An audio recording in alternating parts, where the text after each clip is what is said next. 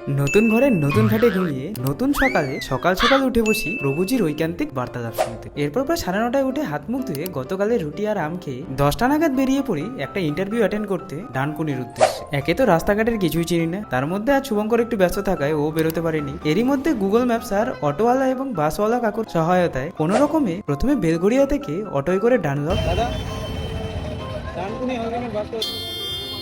দেন ওখান থেকে হাঁটা পথে রোডটা ক্রস করে টানা মিনিট করে বাসের অপেক্ষায় দাঁড়িয়ে দেখি প্রায় 11:10 বাসটাই চেপে ডানকুনি পৌঁছাই অলমোস্ট 11:35। এরপর ওখান থেকে মিনিট 15 টোটোয় করে পৌঁছাই আজকের ফাইনাল ইন্টারভিউ ডেস্টিনেশন অর্থাৎ কোকাকোলার ফ্যাক্টরিতে। যা হোক, এরপর ওয়েটিং রুমে বসে ঘন্টাদের অপেক্ষার পর ইন্টারভিউতে সিলেকশন এবং নেক্সট ডে থেকে ট্রেনিং জয়েন করার অফার পেয়ে এরপর প্রায় 2টো নাগাদ ওখান থেকে বেরিয়ে প্রথমে টোটোয় করে ডানকুনি হাউজিং, দেন ওখান থেকে বাসে করে ডানলপ, এরপর বাসে করে ওখান থেকে বেলগড়িয়া স্টেশন। ফাইনালি প্রায় 4টা নাগাদ আম নিয়ে রুমে ফিরে স্নান টান সেরে আমার চিরা মেখে খেয়ে কয়েক ঘন্টা ঘুমিয়ে ওঠে। এরপর শুভঙ্কর ও অনিমেষ ভাইয়ের সাথে বেরিয়ে ওদের পুরনো সিলিন্ডারটাই গ্যাস ভরিয়ে এনে আবার বেরোতে হয়েছিল রান্নার বাসনপত্র, চাল ডাল ইত্যাদি হাবিজাবি জিনিসপত্র কিনতে। এরপর প্রায় 9:45 নাগাদ রুমে ফিরে সবকিছু ধুয়ে ধুয়ে রান্না বসাই 10টা 10। এরপর প্রায় 11:15 নাগাদ রান্না বান্না কমপ্লিট হয়ে গেলে বসি অলমোস্ট 5 দিন পর ভাত নিয়ে। যা হোক, আজ এই অবধি রাখছি, দেখা হচ্ছে নেক্সট ডে, বাই।